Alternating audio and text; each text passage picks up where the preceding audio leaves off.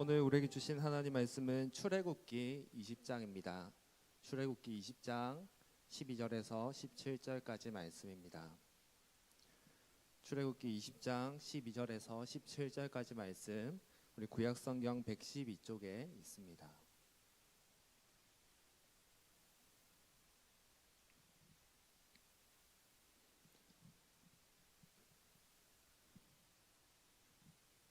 출애굽기 20장 12절부터 17절까지 말씀, 우리 한 목소리로 읽도록 하겠습니다. 내 부모를 공경하라. 그리하면 내 하나님 여호와가 내게 준 땅에서 내 생명이 길리라. 살인하지 말라. 간음하지 말라. 도둑질하지 말라. 내 이웃에 대하여 거짓 증거하지 말라. 내 이웃의 집을 탐내지 말라. 내 이웃의 아내나 그의 남종이나 그의 여종이나 그의 소나 그의 나귀나 물은 내 이웃의 소유를 탐내지 말라. 아멘. 아멘. 오늘은 교회 잘 다닙시다 라는 제목으로 말씀을 전하려고 합니다. 그런데 이 말이 좀 이상하지 않습니까? 적어도 2부 예배, 이 오후까지 남아서 예배를 드리는 우리라면 사실 교회 잘 다니고 있는 거 아닙니까? 그렇죠? 네. 성도님들께 한번 질문을 드려보겠습니다. 여러분은 교회 잘 다니고 계십니까? 네. 왜 소리가 작습니까? 잘 다니는 분들 맞지 않습니까? 교회 잘 다니는 사람이 많습니다. 근데 좀 생각해 볼 필요는 있다라는 생각이 듭니다. 왜냐하면 우리가 교회를 다니기는 다니는데 잘 다니는 사람이 있고 잘못 다니는 사람이 있기 때문입니다. 교회에 몸은 매주 와 있습니다. 사실 우리가 교회를 잘 다닌다라고 할 때 기준이 뭡니까? 주일 예배 빠지지 않고 나오는 거. 보통 이 기준을 많이 생각합니다. 어른들이라면 오전에 일부 예배, 일명 본 예배 또는 공예배라고 불리우는 오전 예배 빠지지 않고 나오는 거. 우리 중고등부 청년들이라면 이 2부 예배 빠지지 않고 나오는 거. 그렇게만 나오면 나 교회 잘 다니는 사람이야, 교회 빠지지 않고 다니는 사람이야 라고 보통 말할 수 있을 것 같습니다. 그런데 그것만 하면 교회 진짜 잘 다니는 걸까요? 이 예배 자리에 몸만 딱 와 있으면 잘 다니는 걸까요?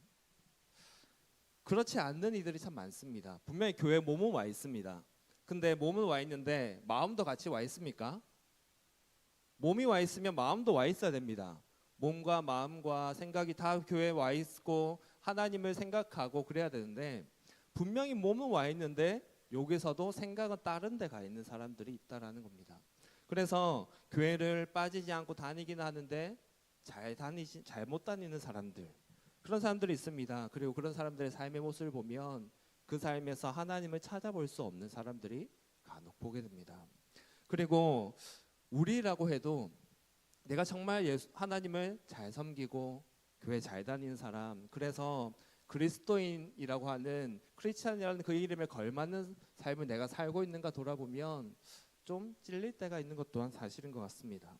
그래서 오늘은 우리가 진짜 교회를 잘 다니고 있는지 점검해보고 내가 어떻게 사는 것이, 어떻게 교회를 다니는 것이 진짜 제대로 교회를 다니는 건지 우리 말씀을 통해서 한번 점검해보고 우리의 삶을 돌아보기를 원합니다. 사실 우리가 내가 교회를 잘 다닌다라고 할 때 그 평가를 우리는 누구에게 받아야 됩니까? 하나님께 받아야 됩니다. 내 스스로가 아니고 내 옆에 있는 성도들이 아니고 하나님, 그리고 우리 교회 바깥에 있는, 교회 다니지 않는 사람들이 저 사람은 정말 그리스도인 같다라는 말을 들어야 그 사람은 교회 진짜 제대로 다니는 겁니다. 초대교회 성도들에게 별명이 붙었습니다. 그게 무엇입니까? 그리스도인이라는 별명이었습니다. 저 사람들은 뭔가 다르다. 저 사람들은 정말 예수님을 닮은 것 같다. 그래서 크리스찬, 그리스도인이라는 별명이 붙었습니다. 그런데 오늘날에는 그리스도인이라는 별명이 붙는 삶을 우리가 살고 있는가 고민해봐야 된다는 겁니다. 오늘 우리가 읽은 본문의 말씀은 우리가 너무나 잘 아는 십계명의 말씀입니다. 사실 출애굽기 20장 1절부터 17절까지 다 읽을까 하다가 너무 길어서 그 뒷부분에 있는 12절부터만 읽었습니다. 이 십계명이 무엇을 담고 있는 것입니까? 하나님께서 자기 백성들에게 지키도록 명령하신 계명, 율법입니다. 너희는 내 백성이니까 이대로 살아야 돼. 이렇게 살아. 그렇게 말씀해 주신 것이 바로 이 십계명입니다. 특별히 그 율법들 중에서도 가장 중요한 가장 핵심되는 10가지를 두 돌판을 새기기까지 해서 주신 것이 바로 이 십계명입니다. 그런데 이 십계명을 주실 때 하나님께서 이렇게 말씀하셨습니다. 출애굽기 20장 2절 말씀인데 우리 함께 읽도록 하겠습니다. 시작. 나는 너를 애굽 땅 종되었던 집에서 인도하여내. 네, 하나님께서 그렇게 말씀하십니다. 나는 너를 애굽 땅 종되었던 집에서 인도하여낸 너희의 하나님 여호와다라고 말씀하십니다. 너희가 종살이하던 그곳, 너희가 괴로워하는 그곳에서 구원해낸 존재, 그 존재가 바로 나라, 그렇게 말씀하시는 겁니다. 그리고 나는 너희의 하나님, 유일한 신, 유일한 하나님이 바로 나다라고 말씀하십니다. 그러면서 너희가 나로 인해 구원을 받았으니까, 나를 섬기는 나라로 너희가 부름을 받았으니까 너희는 내 백성으로서 이렇게 살아야 돼라고 하면서 3절부터 이제 10계명의 10가지 내용들을 쭉 알려주시는 겁니다. 너희가 내 백성이라면, 정말로 너희가 나를 섬긴다라고 한다면 너희는 이렇게 사는 게 맞아, 너희는 이렇게 반드시 살아라고 요구하시는 명령이 바로 이 십계명입니다. 과거에 하나님께서 택하신 민족, 하나님의 선택받은 민족은 바로 이 이스라엘이었습니다. 그렇다면 오늘날은 누구이겠습니까? 누가 하나님의 택함 받은 하나님의 백성이겠습니까? 바로 우리입니다. 하나님께서 애굽으로부터 이스라엘 민족을 구원하셨듯이 오늘날에는 하나님께서 죄와 사망으로부터 우리를 구원해 내셨습니다. 예수 그리스도의 그 십자가의 피값 주고 우리를 사셨습니다. 구원하셨습니다. 그리고 우리를 교회로 세우셨습니다. 그러니 이 십계명의 말씀은 하나님의 자녀이자 백성이며 하나님의 신이자 아버지로 모시고 살아가는 우리들에게 주시는 말씀인 겁니다. 너희 이렇게 살아야 돼. 과거 이스라엘에게만 주신 게 아니라 우리에게도 동일하게 주시는 말씀이 바로 이 십계명입니다. 과거 이스라엘이 정말로 하나님을 잘 섬기려고 한다면, 하나님의 백성답게 살려고 한다면 십계명을 제대로 지키면 됐습니다.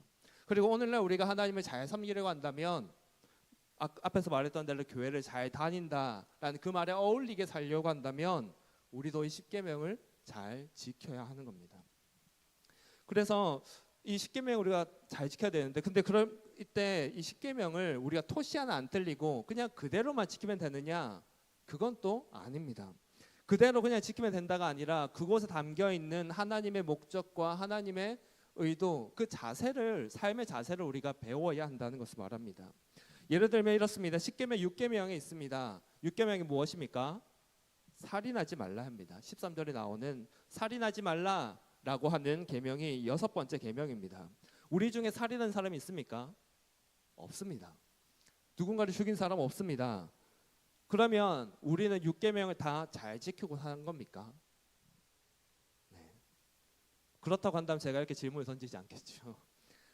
하나님께서 10계명에서는 살인하지 말라라고만 말씀하셨습니다. 근데 예수님께서는 이 살인하지 말라라는 계명에 이 담겨 있는 진짜 의미를 나중에 말씀해 주셨습니다. 그것이 무엇이었냐면, 그 너희가 살인하지 말라라고 하고 들었지 않느냐. 근데 단순히 사람을 죽인 사람만 살인하는 게 아니라 형제를 미워하고 미운 말을 하고 욕하고 그들을 놀린 사람, 언어로 그들을 괴롭게 한 사람, 그 사람 또한 살인하는 자라고 말씀하셨습니다.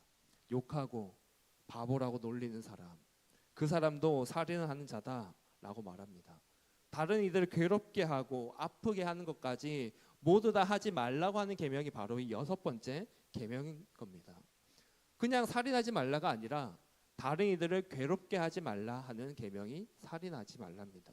그래서 10계명은 그냥 문자 그대로 지키면 되는 계명이 아닙니다. 그곳에 담겨 있는 하나님의 마음을 알고 그 마음에 맞게 살아가는 것이 10계명에 담겨 있는 모습입니다. 10계명 잘 지킨다는 것은 바로 그렇게 사는 것입니다.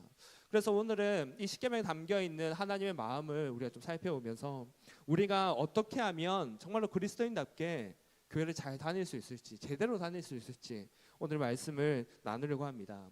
첫째로 우리는 하나님만을 경외해야 됩니다. 하나님만을 경외해야 됩니다. 경외가 무슨 말입니까? 경외는 두려워하는 겁니다. 그런데 단순히 두려워하고 피하려고 하는 게 아니라 공포의 대상으로 여기는 것이 아니라 너무나 위대하고 너무나 높으신 분이시기에 두려운 마음을 가지지만 그럼에도 사랑하고 존경하는 마음을 담고 있는 것, 그게 경외한다라는 겁니다. 하나님을 향해서 우리가 두려운 마음도 가져야 됩니다. 그리고 사랑하는 마음, 존경하는 마음을 가져야 됩니다. 10계명 중에서 제 첫 번째 계명이 무엇입니까? 우리 3절 말씀인데 우리 한번 같이 읽도록 하겠습니다. 시작. 너는 나 외에는 다른 신들을 내게 두지 말라라고 합니다. 하나님께서 가장 첫 계명 이렇게 말씀하십니다. 너는 나 외에는 다른 신들을 너에게 두지 말라. 너희는 나 말고 다른 신을 섬기면 안 돼. 오직 나만 섬겨야 돼. 그렇게 말씀합니다. 그런데 이 첫 계명을 보면서 여러분 어떤 마음이 드십니까? 지키기 쉽겠습니까? 어렵겠습니까? 쉽겠습니까? 여러분 중에 혹시 다른 신을 섬기는 분 계십니까? 혹시 불교 절에 동시에 다니신 분 계십니까? 사실 우리에게 있어서 다른 신을 너에게 두지 말라, 다른 종교를 가지지 말라라고 하는 건 그렇게까지 어려운 일 같아 보이지 않습니다. 그런데 이것은 단순히 다른 종교를 같이 섬기지 말라라고 하는 것과는 차원이 다른 문제입니다. 이 이스라엘이 있었던 이 지역, 이 문화를 우리가 좀 생각할 필요가 있습니다. 이 지역, 그들이 이제 살아가게 될 가나안 지역은 여러 신들을 섬기는 지역이었습니다. 그 중에서도 풍요와 다산의 신이라고 하는 바알과 아세라를 정말로 열심히 섬겼던 곳이 이 가나안 지역이었습니다. 근데 한번 생각해 보십시오. 그들이 왜 바알을 섬기고 왜 아세라를 섬겼습니까? 폭풍과 우레의 신이라고 하면서 바알에게 제사하고, 다산에 산 신이라고 하면서 아세라에게 제사를 드렸던 이유 무엇이겠습니까? 이들은 농경 문화를 가지고 있었습니다. 농사를 지었습니다. 농사를 지을 때 가장 정말로 중요한 게 있습니다. 그게 무엇입니까? 비입니다. 농사를 짓는데 비가 조금만 일찍 많이 오면 그 해 농사를 망칩니다. 또 조금만 늦게 많이 오면 또 농사를 망칩니다. 반대로 비가 안 오면 어찌 됩니까? 또 농사를 망칩니다. 그런데 비가 오고 안 오고를 사람이 조절할 수 있습니까? 못합니다. 예측은 할 수 있습니까? 어느 정도 몇십 프로 확률로 이럴 거다 정도는 예측할 수 있지만 정확한 날짜를 알 수 없습니다. 비라는 것은, 날씨라는 것은 사람이 마음대로 할 수 없는 겁니다. 사람의 영역을 넘어서는 일입니다. 그렇기 때문에 농사를 짓는 사람들은 비가 너무나 중요해서, 특히나 이 지역에 농사를 짓고 있던 가나안 지역에서는 그 비가 빨리 오면 어떡하나, 늦게 오면 어떡하나, 안 오면 어떡하나 두려움이 있는 겁니다. 그래서 그 두려운 마음에 바알이시여 우리에게 때에 맞는 비를 주세요 라고 하면서 제사를 드리는 겁니다. 그렇게 제사를 드림으로 바알이라는 신에게 우리가 제사를 드렸으니까 올해는 농사가 잘 될 거야, 때에 맞는 비가 올 거야, 그 생각을 하는 겁니다. 그냥 아무 생각 없이 그냥 바알이라는 신이 있다더라, 그 신 섬김이 좋다더라, 단순히 그런 생각에 섬긴 게 아닌 겁니다. 그 두려움 속에서 그 마음을 위로해 줄 수 있는 존재로 바알을 섬깁니다. 또 이 지역, 이 당시에는 자녀를 낳는 게 정말로 중요한 시기였습니다. 자녀를 많이 낳는 게 농경 문화에서 노동력이라고 하는 측면에서 정말로 중요한 일이었고, 그리고 이 당시에는 아내 입장에서 자녀를 낳아야만 했습니다. 특히 남자아이를 낳아야 그래도 좀 대우를 받았습니다. 자녀를 낳지 못하는 아내는 안 좋은 취급을 받았습니다. 그래서 자녀를 많이 낳게 해준다라고, 내가 자녀를 못 낳으면 어떡하지, 이대로 계속 아이를 못 낳으면 어떡하지, 그런 두려움이 있습니다. 그래서 다산의 상징이라고 하는 아세라를 또 섬깁니다. 이 우상이라는 것이 그냥 생긴 게 아닌 겁니다. 정말로 생활을 지켜야 되는 것, 나에게 두려움을 주는 것, 정말로 나의 삶에서 중요한 것, 그것을 생각하면서 신이 만들어지는 겁니다. 그래서 이 하나님, 그렇게 그 신을 섬긴다는 것은 내 마음을 위로를 주는 것이고 내 삶이 안정된다는 것을 기대하는 마음으로 섬기는 겁니다. 그런 상황에서 하나님만 섬기라 하면 어떻게 됩니까? 하나님만 섬기라, 바알과 아세라 너희는 너희 곁에 두지 말고 다 버려야 돼, 다른 신들 다 버려야 돼. 그 말은 뭡니까? 너희 두려워하는 거, 그런 비가 올까 안 올까 두려워하는 것, 아이를 낳을까 낳지 못할까 두려워하는 것, 다른 삶 속에는 두려워하는 것 다 내려놓고 오직 하나님만 경외해야 돼, 하나님만 두려워해야 돼. 그걸 말씀하시는 겁니다. 그리고 이 당시에 전쟁은 민족과 민족의 전쟁을 넘어서서 민족을 섬기는 신과 또 민족을 섬기는 신이 싸우는 것이었습니다.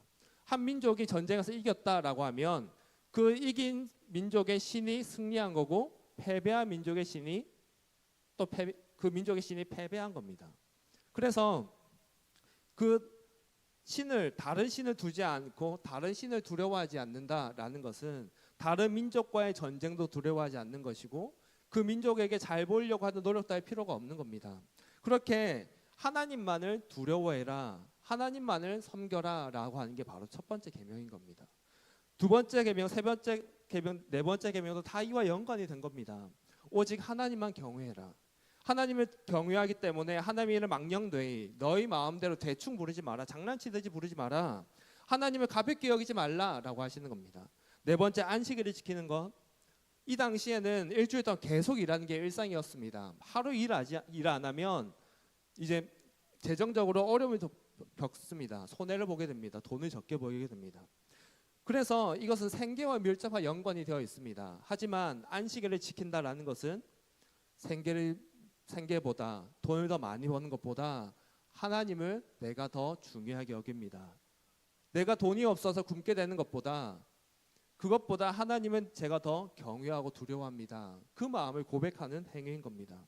그래서 이 첫 번째부터 네 번째까지의 계명에 담긴 것은 하나님만을 경외하고 하나님만을 섬기는 것을 드러내는 삶인 겁니다. 그냥 단순히 하나님께 나와서 제사 드려라 이게 아닙니다. 하나님께만 제사를 드리는 것 그 정도가 아니라 너희 삶 속에 있는 모든 것 중에서 오직 하나님만을 두려워하며 살아라, 하나님만을 경외하며 하나님만을 사랑하며 살아라, 그걸 말하는 겁니다. 삶의 우선순위, 그것을 하나님께 두는 것, 그게 이 1에서 4계명을 말하는 겁니다. 그렇다면 우리는 어떻습니까? 여러분은 삶의 우선순위가 하나님께 가 있습니까?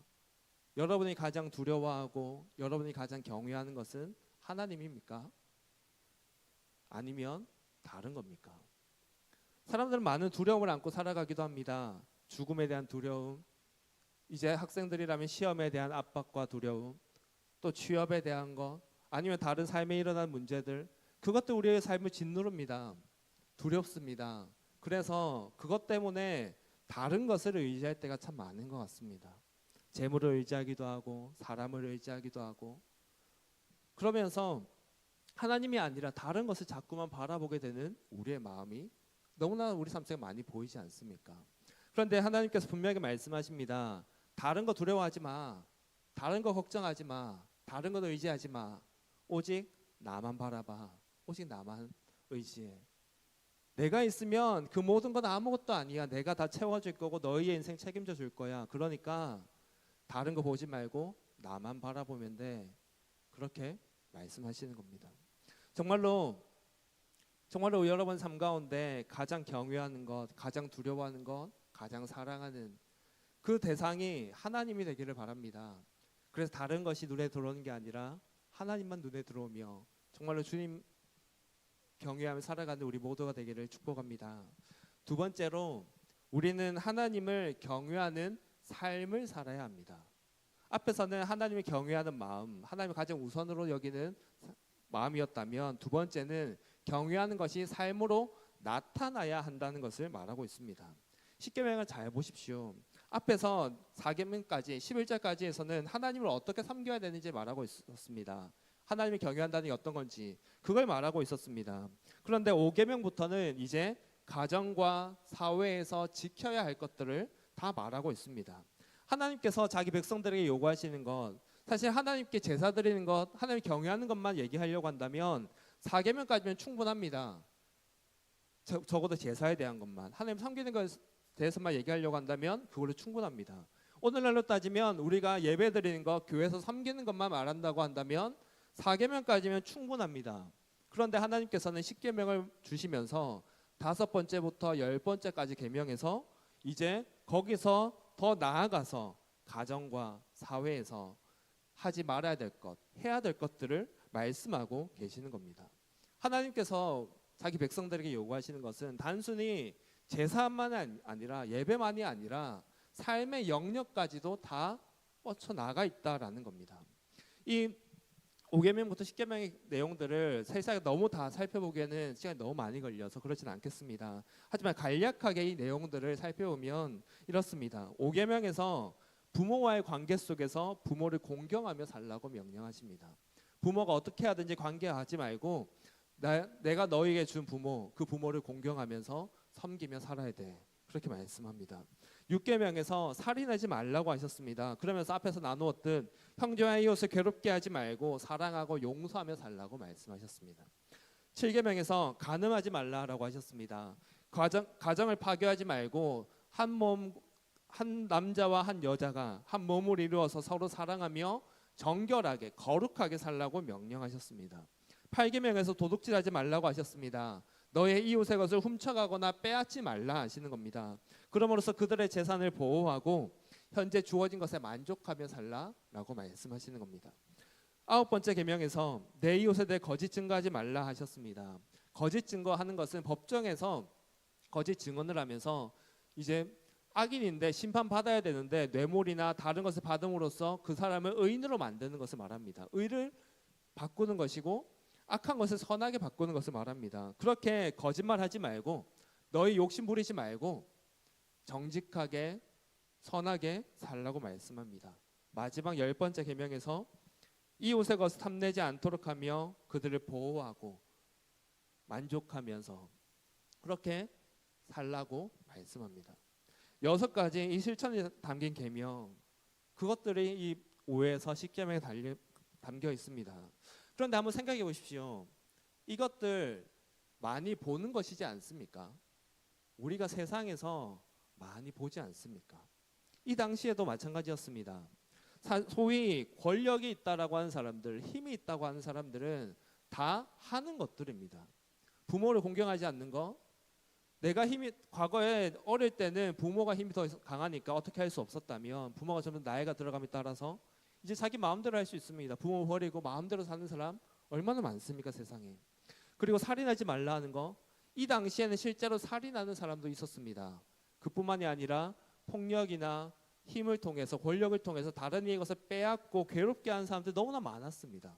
말로 괴롭게 하는 사람도 너무 많았습니다. 그럼에도 힘이 없으니까 아무 말 못하는 사람들 너무나 많았습니다. 간음하지 말라. 이 당시에 처벌되는 행위 너무나 흔한 일이었습니다.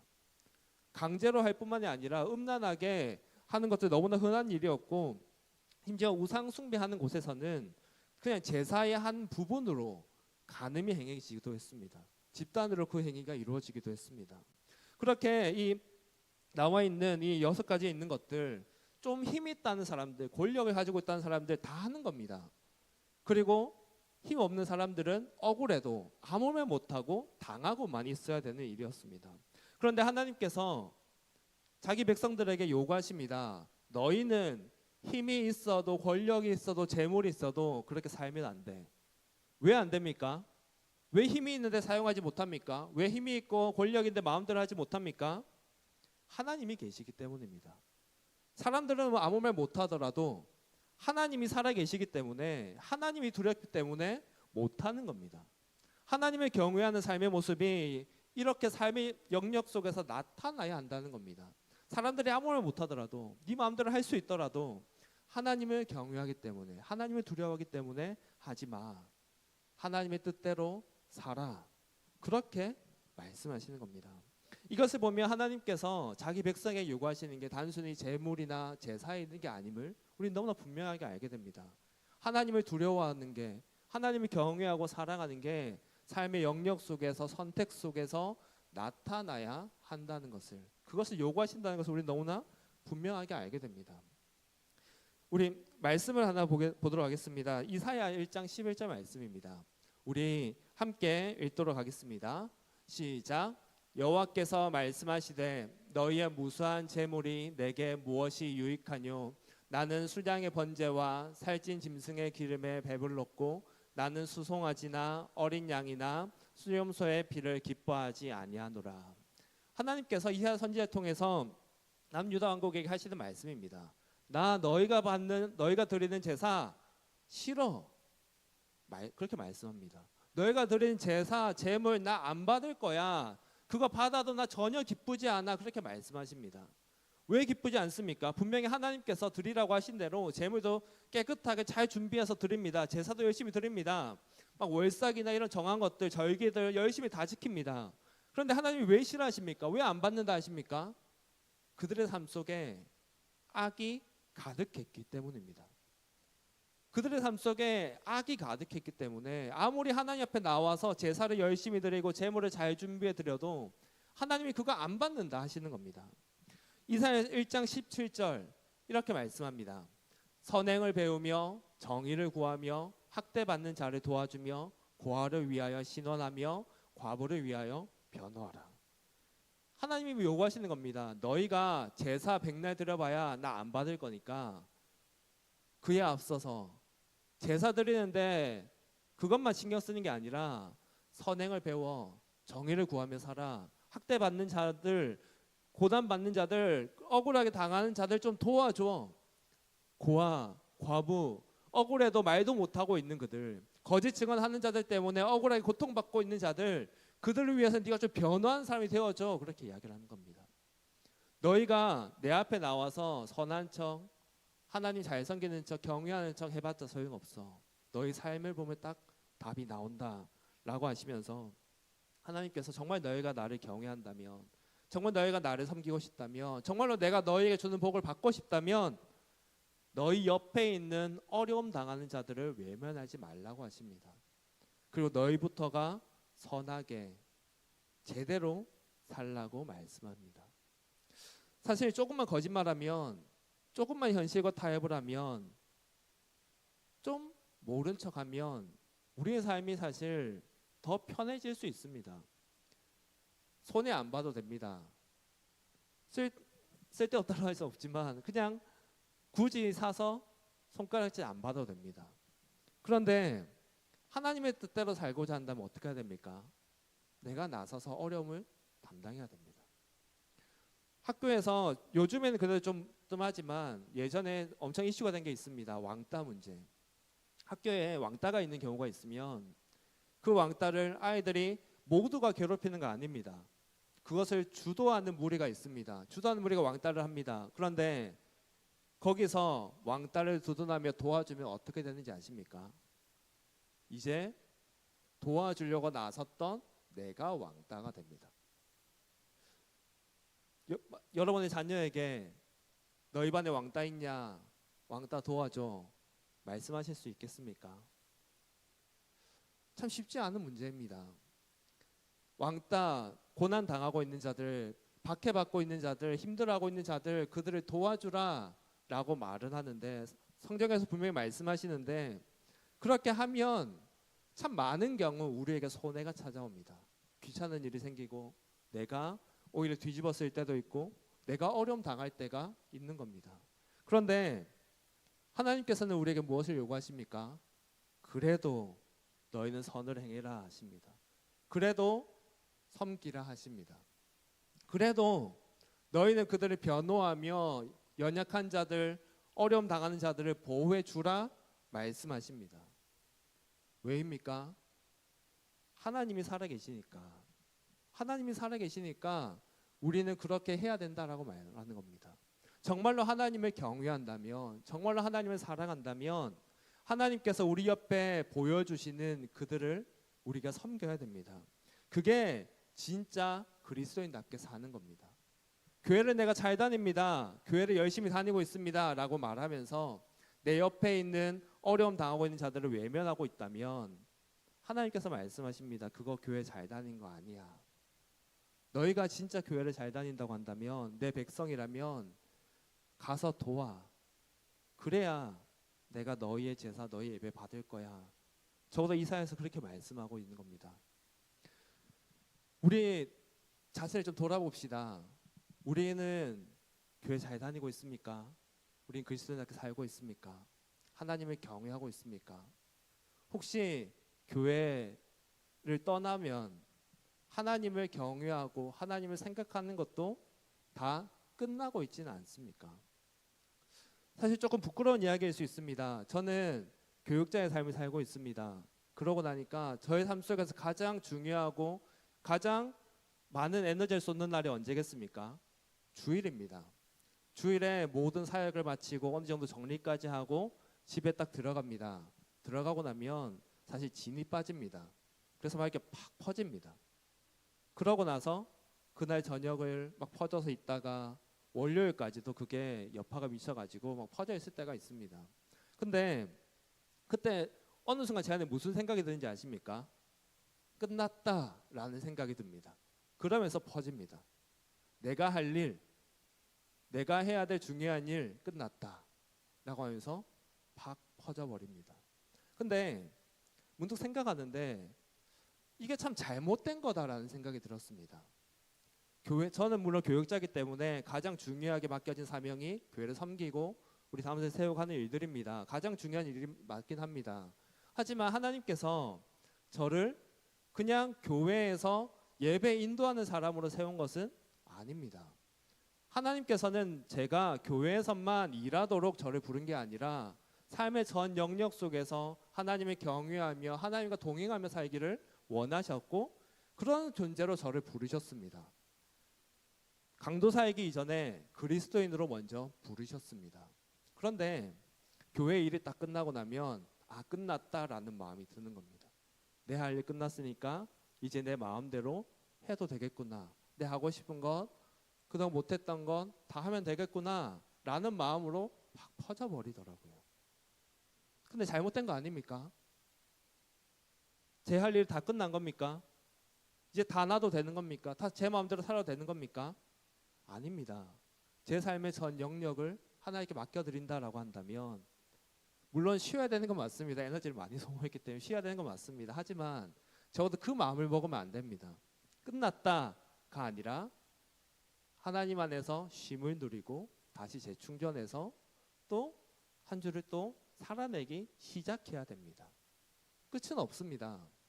끝이 아니라 또 다른 시작이 매주, 매일, 매 시간 시작되는 겁니다. 근데 우리가 많은 경우 그런 착각을 합니다. 교회 예배가 다 끝나고 집에 가면 예배 끝났다. 내가 할 일 끝났다. 이제 내 시간이다. 라고 하면서 막 살아갑니다. 그게 하나님을 경외하는 삶의 모습입니까? 그리스도인다운 삶의 모습일까요? 아니지 않습니까? 우리 삶의 영역을 정말로 주님께 드릴 수 있기를 원합니다. 그냥 교회 나왔을 때만 예배 드리는 걸로 내 할 일 다 한다라고 생각하는 게 아니라 삶의 영역 속에서 하나님을 경외하는 마음으로 살아가고 또 하나님을 경외하는 삶의 모습들을 가지고 우리 주변에 선한 영향력을 끼치며 살아갑시다. 그렇게 살면 사람들이 우리를 보는 시선이 달라집니다. 저 사람은 뭔가 다르다라는 인식이 생깁니다. 그냥 교회에서만 믿는 척하는 사람은 다를 게 없습니다. 근데 삶의 전 영역 속에서 하나님을 경외하고 선을 행하며 사는 사람은 삶의 모습이 다릅니다. 이제 정말로 우리가 그런 삶을 살기를 원합니다. 몸만 왔다 가는 그냥 교회 다닌다 말만 하는 사람이 아니라 정말로 우리의 삶을 주님께 드리며 정말로 제대로 그리스도인답게 살아가는 우리 모두가 되기를 기대합니다. 정말로 그렇게 사는 사람들에게도 인정을 받지만 하나님께서 가만히 두지 않으십니다. 하나님께서 우리가 그렇게 하나님 앞에서 살아갈 때 넘치는 복으로 채워주십니다. 이스라엘 보면 그게 너무나 분명합니다. 이스라엘이 하나님 경외하고 살 때 어땠습니까? 외적들로 인해서 두려워할 필요 없었습니다. 비 빨리 올까 늦게 올까 걱정할 필요 없었습니다. 배고파할 거 걱정 안 했습니다. 하나님이 계시니까 하나님이 채우시니까 아무 걱정하지 않고 그냥 평안하게 그 은혜를 누리며 살 수 있었습니다. 근데 하나님을 경외하는 것을 포기하면서 다른 것을 이제 시작하면서 오히려 이스라엘은 그 삶에 어려움이 찾아왔고 두려움이 찾아왔고 결국 그 나라가 망하는 지경에까지 이르렀습니다. 그러니 정말로 하나님만 경외하는 삶을 삽시다. 그래서 하나님만 경외하는 자에게 얼마나 큰 복을 주시는지를 정말로 한번 경험해보는 우리 모두가 되기를 예수님의 이름으로 축복합니다. 우리 함께 찬송하기를 원합니다. 찬송하고 우리 함께 기도하겠습니다. 우리 성도의 노래 찬양하면서 함께 나아가도록 하겠습니다.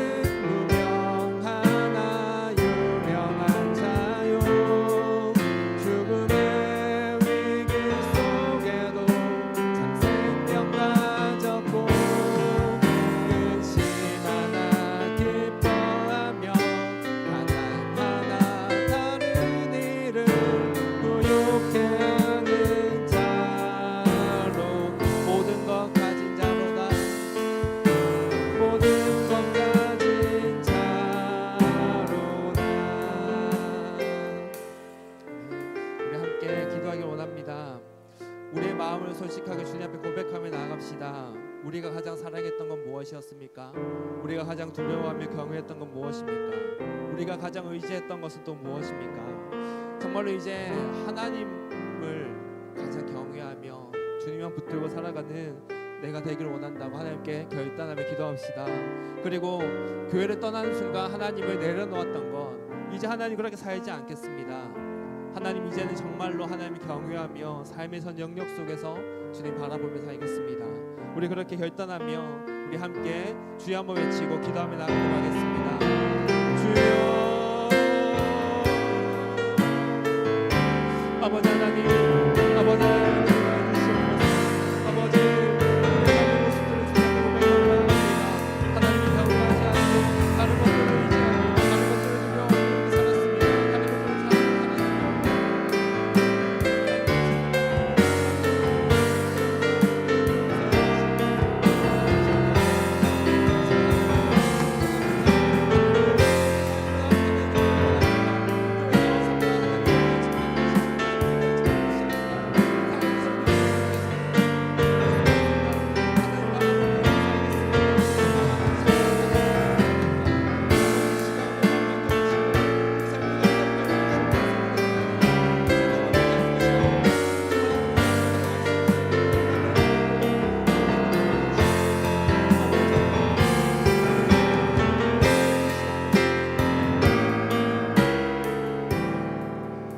하나님 감사합니다.